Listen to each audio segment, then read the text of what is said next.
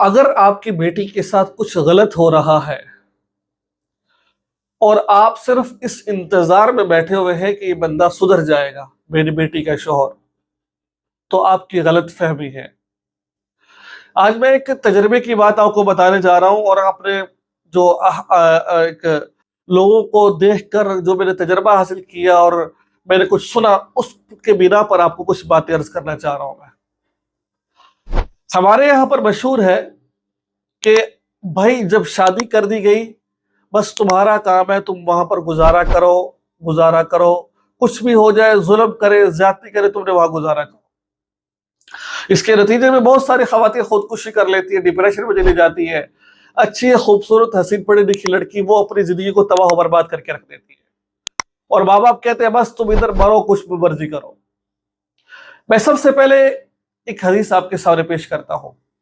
ایک مرتبہ حضرت فاطمہ الزہرا اور حضرت علی کا جھگڑا ہوا۔ آپ صلی اللہ علیہ وسلم سفر پر تھے۔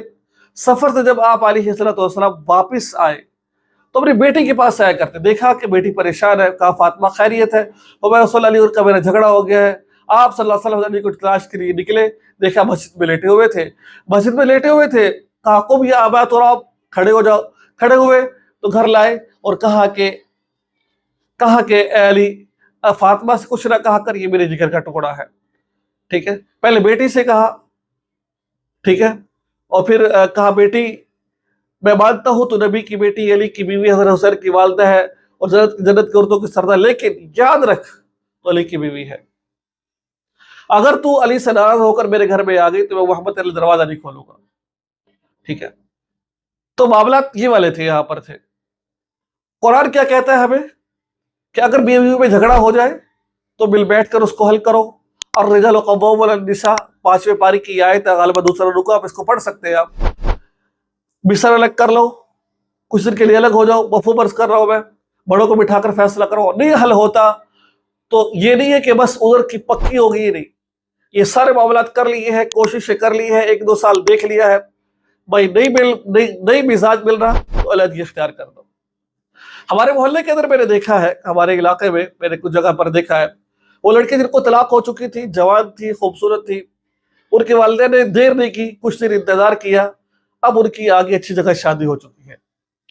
اب ضروری نہیں ہے کہ بس آپ کو ایک ہی چاند ملے ہے، دوسرا چاند نہیں ملے گا، نہیں بھائی، آپ کوشش کرو نباہ کرنے کی، فل کوشش کر لی ہے، نہیں نباہ ہو رہا، علیحدگی اختیار کر لو۔ طلاق ٹھیک ہے، بری چیز ہے، لیکن اس کا طلاق رکھی اس وجہ سے گئی ہے، جب نباہ نہیں ہوتا تو علیحدگی اختیار کر لینی چاہیے۔ اب یہ نہیں ہے کہ بس مرنا جینا تمہارا اسی کے ساتھ ہے، تم جو مرضی کرو، ایسا نہیں ہونا چاہیے۔ تو لہٰذا میں ریکویسٹ کرتا ہوں، تمام والدین سے میری ریکویسٹ ہے، اگر آپ کی بچی پریشان ہے یا پھر کسی ٹینشن میں ہے تو خدا کا واسطہ تحقیق کیجیے، عورتوں کی باتوں پر بھی نہیں آنا چاہیے، جھوٹ بول رہی ہوتی ہے۔